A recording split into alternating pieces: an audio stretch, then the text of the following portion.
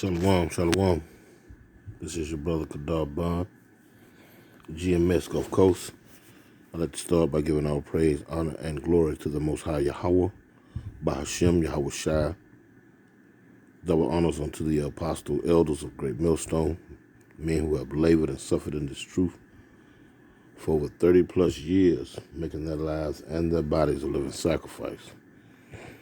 I also like to send a shalom to the hopeful elect, the 1/3 of the nation of Israel, the speckled birds scattered throughout the four winds, planet Earth, north, south, east, and west. I also like to send a shalom to the various GMS camps, heads, and elders. Last but not least, I'd like to send a shalom to any of you Akim out on the highways and hedges, not named GMS, but walking one body, one spirit in Yahweh Shai with this 100% truth as taught to us all by the apostle elders. To you all, shalom. Salaki Akim, Israel.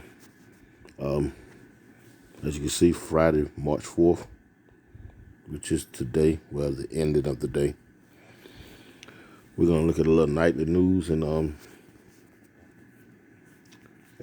by the way of the spirit, just gonna let the spirit filter it. What's being seen and what's being said spiritually. You know, we're in those perilous times. We're in those times that Yahushua spoke of, rumors of war and wars, but the end is not yet. You know, we're in the time where they're going to make everything digital. We're in the time where there's hyperinflation. Gas is on the rise. All your little necessities, food, water, everything is going up except for your pay. We're in those times, just like it says in Ecclesiastes, I believe, chapter 3, and verse 1. And it reads, "It's a time," and I'm just paraphrasing, "a time for and everything, and a reason for everything under the sun." You know, and we're checking everything off the list according to prophecies. Everything is being checked off, and the list is almost complete. And that goes without saying. The list is almost complete. We're waiting on them to force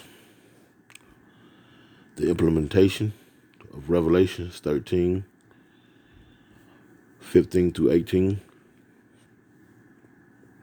The Charagma, or Charagma. We're waiting for them to force that. We're waiting for them to go ahead and crash the economy and point the finger at one another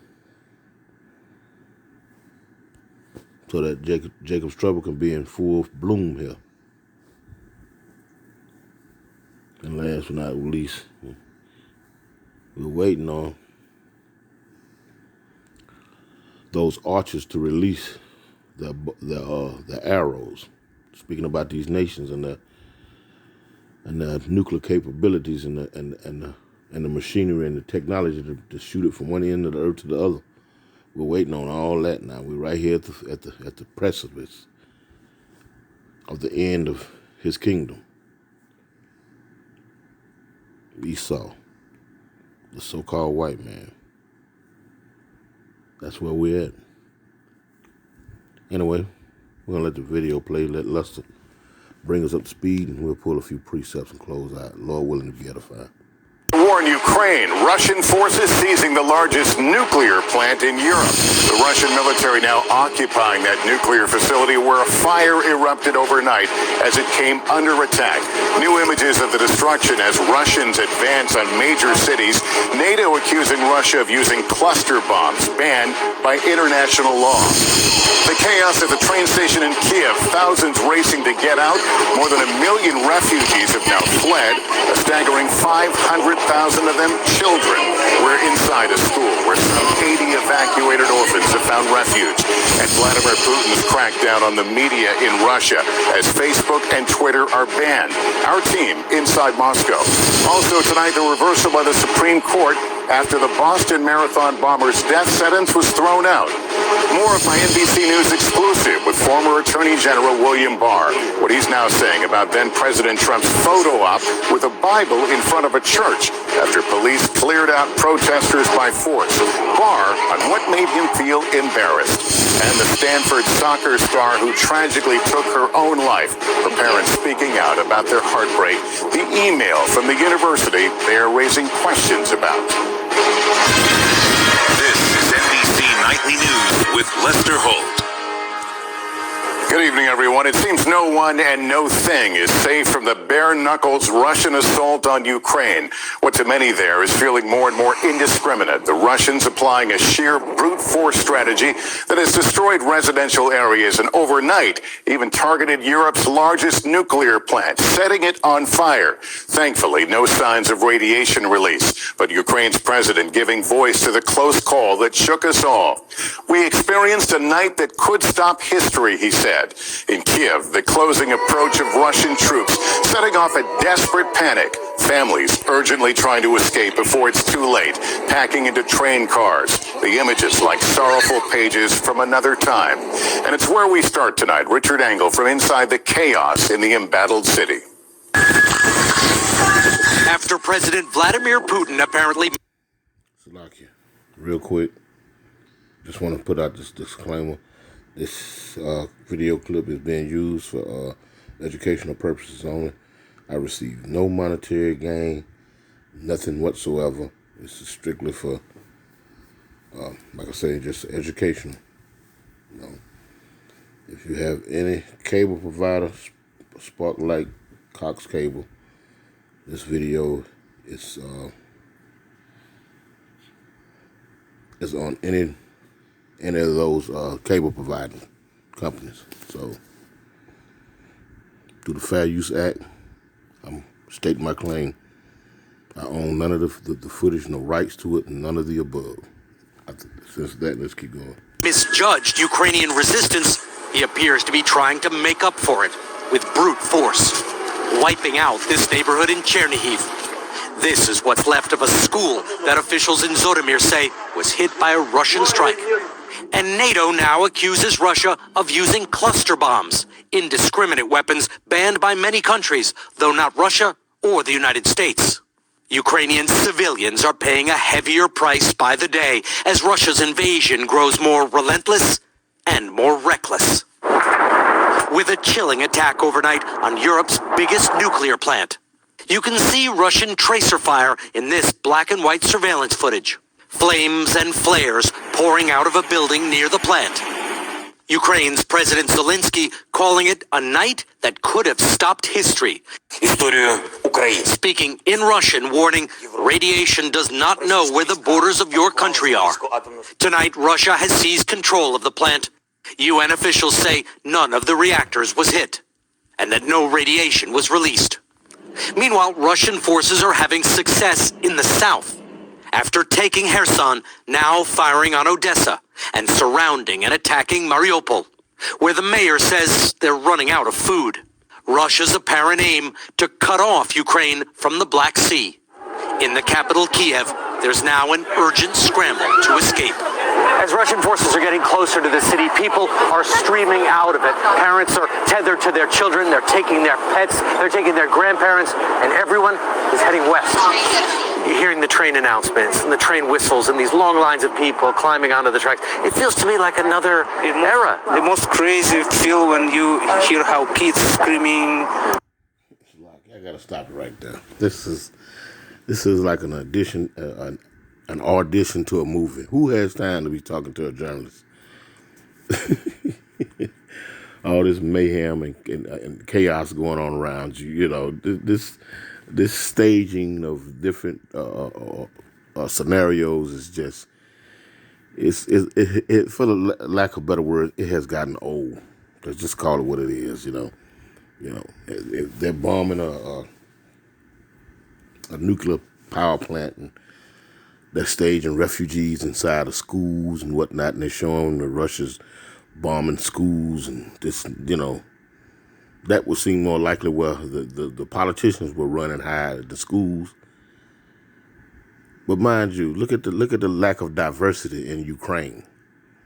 Just a video or so ago, I showed you where they was denying Nigerian students into Poland to exile out of Ukraine to get away from the mayhem and the chaos. Those so-called black folks, or Africans, they would call them. You understand? But in this shot here, you don't see nothing but Esau, so-called white people. Just like the President Zelensky, Volodymyr Zelensky said that radiation does not know the boundaries of your country, so does not racism know the boundaries of being captured on camera for the world to see. But ignorant jakes, so-called blacks, Latinos, and Native Americans, they can't see the indiscriminate actions that are being shown, that are being blared right in their face. How racism has no boundaries as well. It's a problem now that the people who are being forced out of their homes by the tens of thousands and the hundreds of thousands, they look like the American, the so-called top of the civilization over here in America. They look just like them. But when you was invading Iraq and Afghanistan and any other so-called third world country where people was tan and brown skin, it mattered you not. Oh, the hypocrisy. But anyway. Mother screaming is so crazy, that panic. You see how people so afraid. It's been like this all day. There's a lot of confusion about where these trains are departing from. People had been waiting here on platform 9. There was just an announcement a few moments ago that the train to the west is actually leaving from platform 12. Now everyone is rushing there. Nobody wants to miss it. This is the push right up at the door. There's been some people dropping bags. We've seen people holding their babies up. Oh, we're just all up in tears, and we just feel sorry for those folks. Not the men of the Lord, though. Lord willing, we are those men. And getting what they deserve. And their children are starting to complain, because it's happening to them. Just as I just inserted, when it's happened to brown and dark brown people, there's no complaint, Especially from these people over here in the far west across these ponds, they all for it, But when it look like them, and look at that, just look at that shot right there. Just pause and take a look at it, Got the baby, toting the baby across the crowd of people and whatnot. Oh, they want the UN to get in, and they want NATO and them, they want the Americans, And the moment they put boots on the ground, that jug of milk that was $4 is going to turn into $8 to $10. That gas that's $4 a gallon is going to go up to $8 to $10 a gallon. Things are going to change just like that. Like one of the brothers, one of the brothers in the camp talked, head of the camp, and he spoke about this. How gas changed in less than 12 hours. We spoke on this, and we were both in agreement. Moment the Biden administration put boots on the ground over there in Europe, over there in that side of the world, the price of gas is going to double. And a gallon of milk is going to quadruple.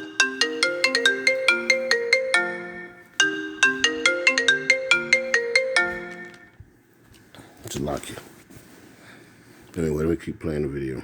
The air as they're trying to cram as many people possible onto this train. A lot of families we spoke to said they decided this morning to pack up their house, come here to the station, and just head west. Oksana is taking her 1-year-old. They're leaving her husband behind with no idea where they'll eventually end up. We're at war, she says. We have to get the children out. Oleksiy, staying behind to fight, told us saying goodbye to his wife and son is the hardest moment of his life. President Zelensky, who has criticized the West for not doing more to help Ukraine, again today called for a no-fly zone, but NATO ruled it out, just as the United States has done. Lester? Richard, those scenes just rip your heart out. Thank you for that. And you saw those images at the train station tonight. We're also following those making it to relative safety in western Ukraine and across the border, including an unprecedented number of children. Tom Yamas tonight on Ukraine's exodus. Tonight in the bitter cold, with the snow falling, the Great Escape rolls on. And when Ukrainians reach refugee camps like this one in Romania, the great shock settles in. When I tell my mom that I will go to save my life, Mom was crying and telling me that maybe she never see me again. It was most scary words which I heard in my life. We're now learning an unprecedented 500,000 children have fled Ukraine in just the last week. In refugee camps across Eastern Europe, the adults try to create small moments of normalcy, handing out bubbles and celebrating birthdays. I hope we will win soon, the war will end and we come home again. Some have to stay in Ukraine for now. These children are living at a specialized school in Lviv, in western Ukraine. There are 80 of them, orphans, who were evacuated from the east when their towns were bombed by the Russians. Who called you to tell you we have the orphans coming? Teachers from those regions called me to take these children. So Lviv did. The children are not only being fed, they're also being taught. What's it like to know that these orphans had to be taken out of a war zone? It's something like, it's very painful and hard, but we know that children are our future, and we try to think positive. Children like 8-year-old Demetrius. What do you want the world to know about Ukraine? Demetrius tells me he wants the war to stop so that he can go back home. He's hoping to be adopted. Anything you want to say to anybody, any of your friends back in that other region? Demetrius' answer is soul-crushing. I wanted to stay alive, not to die.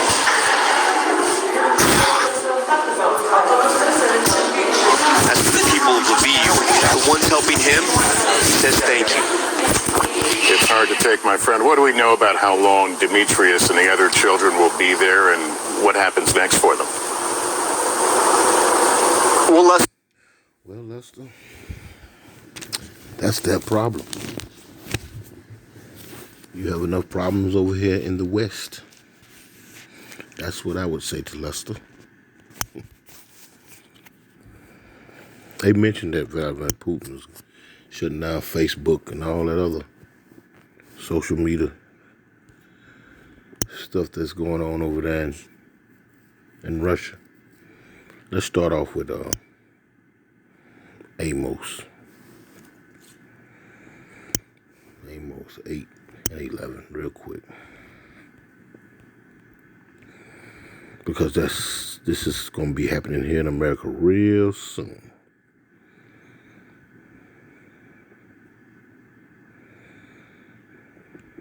This is Amos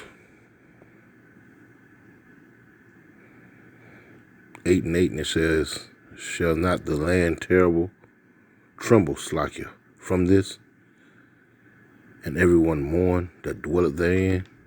And it shall rise up wholly as a flood, and it shall be cast out and drowned, as by the flood of Egypt. And it shall come to pass in that day, saith the Lord Yahweh, power, that I will cause the sun to go down at noon, and I will darken the earth in the clear day, and I will turn your feast into mourning." They was out there celebrating birthdays and whatnot. You seen them trying to make it as normal as possible. And this is being turned on to these heathens now, because this is their kingdom. We're bystanders, we're servants, we're peasants in their kingdom. So this is, in retrospect, we putting this jacket on them. And I will turn your feast into mourning and all your songs into lamentations. They were singing happy birthday. And she said, and maybe when we return, the war will be over and we can get back to normal. No. There's much more crying. There's much more destruction. And then after that, there's going to be a whole lot of crying and warring and boo-hooing. You're witnessing the fall of your happy days. Maybe the war would be over and we can know. No. And I would bring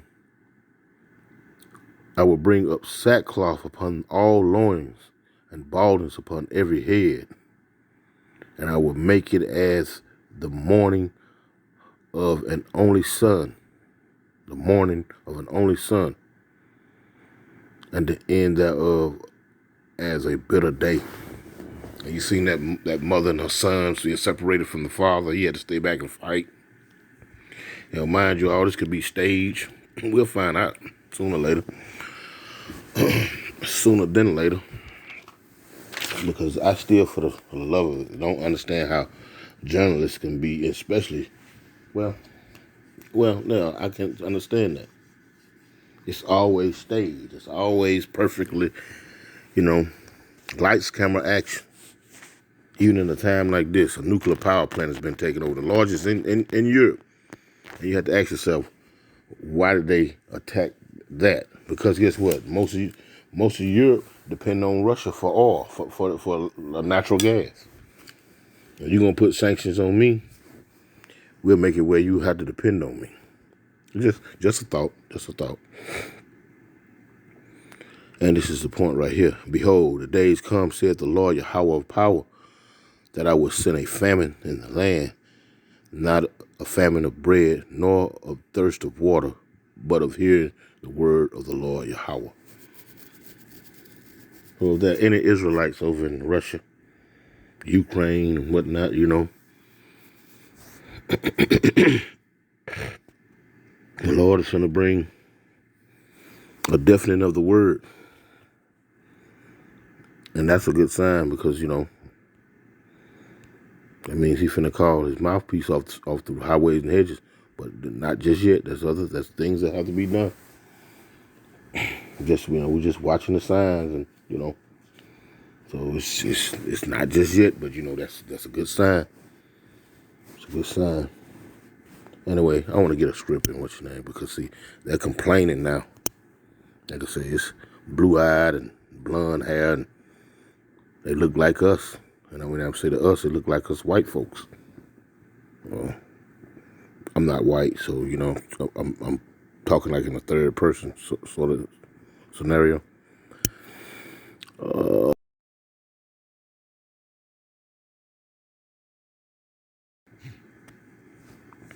Real quick. There's a lot of complaining going on. They're in schools and the UN is talking about Russian them violating this and violating that. Well, I thought I said 41.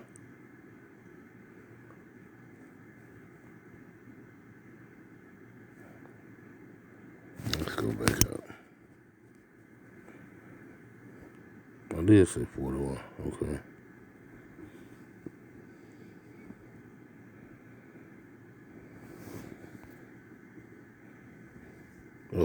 Okay, I just ran past what I was going. Yeah, the NATO is complaining about the things that Russia's doing. Check this out. This is Ecclesiastes, a.k.a. Sirach, starting at verse 5. Sirach 41 and verse 5, to read, the children of sinners are abominable children, and they that are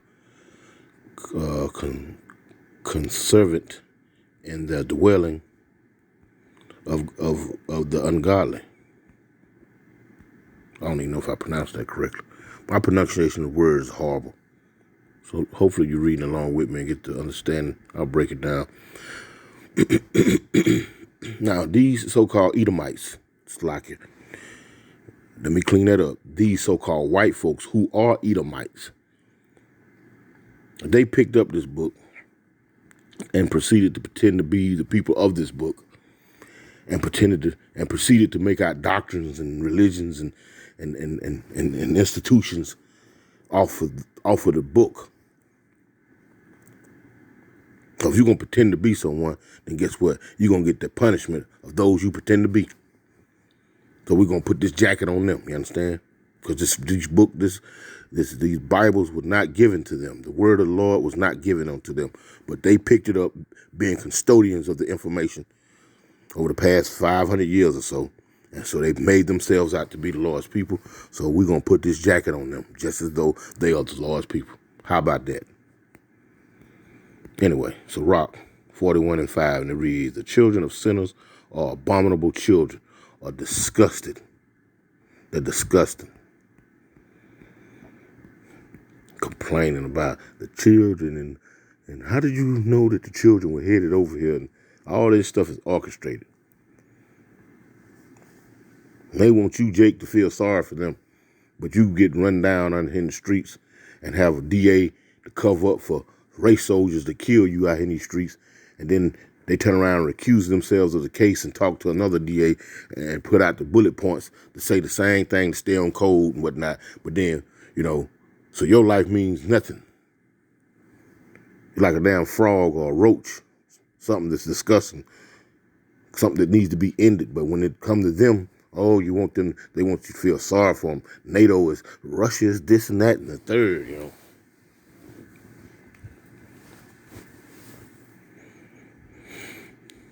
Sirach 41:5, the children of sinners are abominable children, and they that are conservant in the dwelling of the ungodly.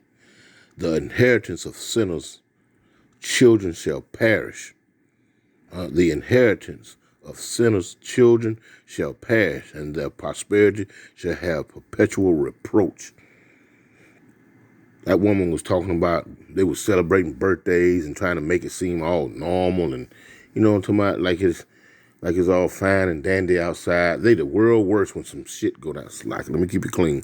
They the world's worst when some things. Watch the movies. Watch a movie. It could be a dire incident. Person got their leg shot off, big hole in their chest, and another Edomite comforting another Edomite. Everything is gonna be all right. No, the hell it ain't. This got a big ass hole, and you can read a newspaper through their chest, and their leg gone, and it's gonna be all right. You see how they can't come to tell the truth about nothing and come to the realization of the situation for nothing. They just can't. You out here celebrating birthdays in a damn tent. It's snowing outside. You got children. You all packed at train stations. You're in blown up schools and your nuclear plants and all that's been taken over and whatnot. And you still find time to do. Anyway, the inheritance of sinners' children shall perish, and their prosperity shall have perpetual reproach. The children will complain of an ungodly father, because they shall be reproached for his sake. That's the point. You complain all you want to now. Ain't nobody gonna feel sorry for you. You ain't feel sorry for no one else. And your forefathers set the stage for you to be living deliciously. And you still want to sit there and complain. I ain't did nothing wrong. That was them. But guess what? You're gonna pay. Because you just them back in the flesh in reincarnation. Because you was participating in it back then, whether you believe it or not. It doesn't matter.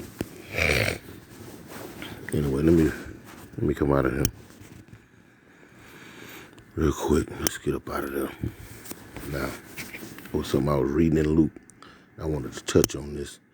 It's a parable in Luke 18. Let's see if I can hit this on the head. Not Amos, Luke. Thought I got out of there.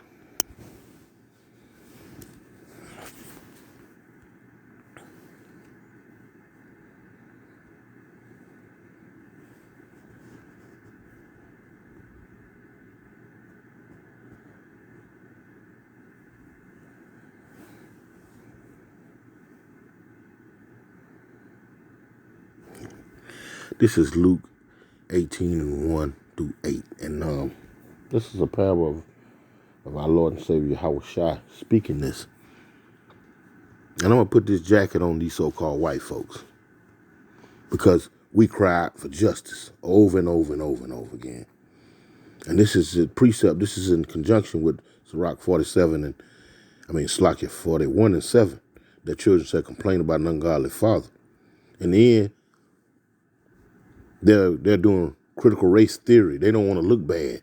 They don't want that dirty deeds to be following them. They don't want to be made to feel bad about what the forefathers have done and what they're still doing right here in the present day. But want you to get over it.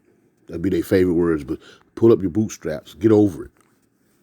It's just like with 9/11. They walk around each year commemorating that with those hats and shirts. Never forget. But yet still you have this campaign going on about critical race theory where you want to forget, want to rewrite the books, don't want your children to be your great-great-grandfather, your grandfather, your daddy. You don't want them to feel bad. People are pathetic. You so-called white people. This is Luke 18:1, and it reads, "And he spake a parable unto them to this end, that man ought always to pray and not faint, saying, there was in a city a judge which feared not the power, neither regarded man." Like I said, we're going to put this jacket on Esau Edom because, see, he don't fear the Most High. And 2/3 of our people don't either. So this is no slight just on so-called white man, but he's the one running the show. He's the one picked this book up and claimed to be the people of the Lord. And 2/3 of our people just obliges him, Let's keep going. And there was a widow in that city, and she came unto him, saying, avenge me and my adversary. And he would not for a while, but afterwards he said within himself, though I fear not God, nor regard man. That's Esau Edom. He don't fear God, nor he regard any man. Especially the Israelite man. He can't stand you. It says, yet because this widow troubled me, I will avenge her, lest by her continual coming she weary me. Now, initially, rejecting her demands, he eventually going to just honor her request so that he would not be worn out by her persistence. That's all that is. And so you're seeing some cases, where they they so-called bringing to justice some of the killings of these Jakes getting gunned down in the streets, something that you have never witnessed. Justice. And you're not going to get real justice until Yahushua come back here, point blank period. But so they're giving you a phony sense of justice because you're wearing them out with Ben Crump and all these paid cross the line Jakes, lawyers and whatnot, Al Sharpton. The people not listening to these people anymore. So you're wearing that system down. You're wearing them down. He's crying about an unjust father and all this. He's coming up with critical race theory and all. He's wearing down. He's just a man. He's no power. He's just a man. And you're going to find that out sooner than later. Jakes, 2/3. Verse 6, and the Lord said, hear what the unjust judge saith, and shall not God avenge his own elect, which cry day and night unto him, though he bear long with them? I tell you that he will avenge them speedily. Nevertheless, when the Son of Man cometh, shall he find faith on the earth? And that's talking about the 1/3. You wearing out the saints. You wearing out the 1/3 of the nation of Israel. And they crying out to their power.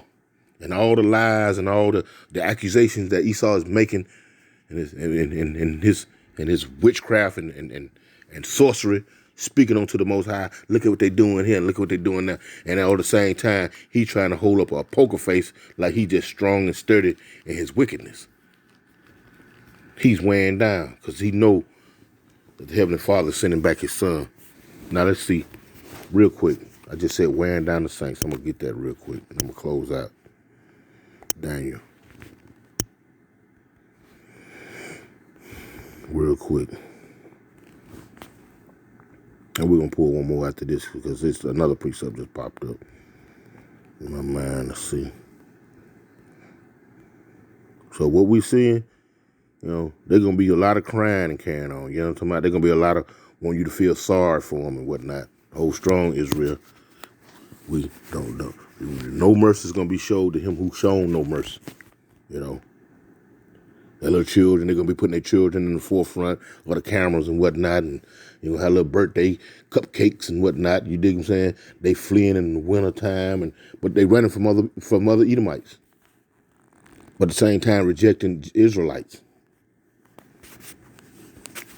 to get to safer ground. They're showing refugees. You see how they showing refugees flooding into other countries? But when this happened during the war on terrorism, Bush said there would be no televised documentation of the war. But all of a sudden now, it's people that look like Bush and them, now they're showing you refugees and whatnot. They want you American public, by and large, to get behind them. Send your sons and daughters, because it's gonna be a uptick in enlistment around here. Yes, all that's coming down the pipe. This is Daniel 7, and I'm gonna start at verse 24, and it reads. I'm gonna start at verse 23, and it says, "Thus he said, the fourth beast shall be the fourth kingdom upon the earth, which shall be devised from all kingdoms." And that's talking about America, the revised Roman Empire. Because you had the Babylonians, the Persian Medians, the Greeks, the Romans, and then you're gonna have the legs, the toes and the feet. That's the Romans, these so-called white folks. Which shall devise for all kingdoms, and shall devour the whole earth, and shall tread it down, and break it into pieces. And the 10 horns out of this kingdom, are the 10 kings that shall rise, and another shall rise after them, and he shall be diverse from the first, and shall subdue 3 kings. And he shall speak great words against the Most High, and shall wear out the saints of the Most High, and think to change times and laws, and they shall be given into his hand until the time and times and the dividing of times. And that's going into what you see in there, NATO, America, and their allies. But you can go back into the Roman era, where they was changing dates and times, starting with Julius and Augustus, where you get your modern day calendar from the day. These them same people. Wearing out who? The saints. You Israelites, you so-called blacks, Latinos, and Native Americans. But the Most High is putting them plagues on them now. That's what you're seeing. That's exactly what you're seeing. He putting that jacket on them. That's why I said they're going to wear this jacket. It's their turn. And gradually putting it on. Size them up. You know how you go to a tailor and he size you up according to your body shape and dimensions and whatnot? Yeah, this jacket going to be perfect. It's going to fit perfectly on them. When the Lord get through with them, it's going to look like, it's going to be a tailor-made suit. Check this out. This is Deuteronomy. We're going to close out with this. This is Deuteronomy 7 and 14. It says, "Thou shalt be blessed above all people." That's talking about you Israelites. You so-called blacks, Latinos, Native and Seminole Americans. You're going to be blessed above all people. There shall not be male or female barren among you, or among your cattle. When the Lord come back and put this upright and set everything back in its proper order, it's going to shine like gold. Verse 15, "And the Lord Yahweh will take away from thee all sickness, and will put none of the evil disease of Egypt, which thou knowest upon thee, but will lay them upon all them that hate thee. And thou shalt consume all the people which the Lord Yahweh thy power shall deliver thee. Thy eyes shall have no pity upon them. Don't pity these people. Don't feel sorry for them.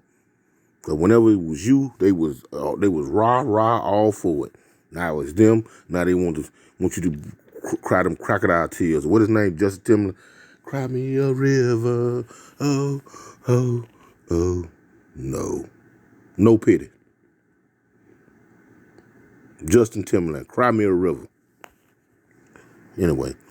And thou shalt consume all the people which the Lord Yahweh thy power shall deliver thee. Thy eyes shall have no pity upon them, neither shalt thou serve their gods, for that will be a snare unto thee. Well, let's read some more here. It says, verse 17, if thou shalt say in thy heart, these nations are more than I, how can I dispose them? Anyway, let's stop it right there. Anyway, the Most High Yahweh Bashim Yahushua is putting that plague on them. He is fitting up a tailor-made suit for these nations, for these heathens. And for 2/3 of our people on this side. Because they rocking and rolling right along with them. They crying now. Oh, don't cry now. Lord willing, it was edifying. I want to give all praise, honor, and glory to the Most High Yahweh. Bashim Yahushua. Double honors to the apostle, elders of Great Millstone. Shalom.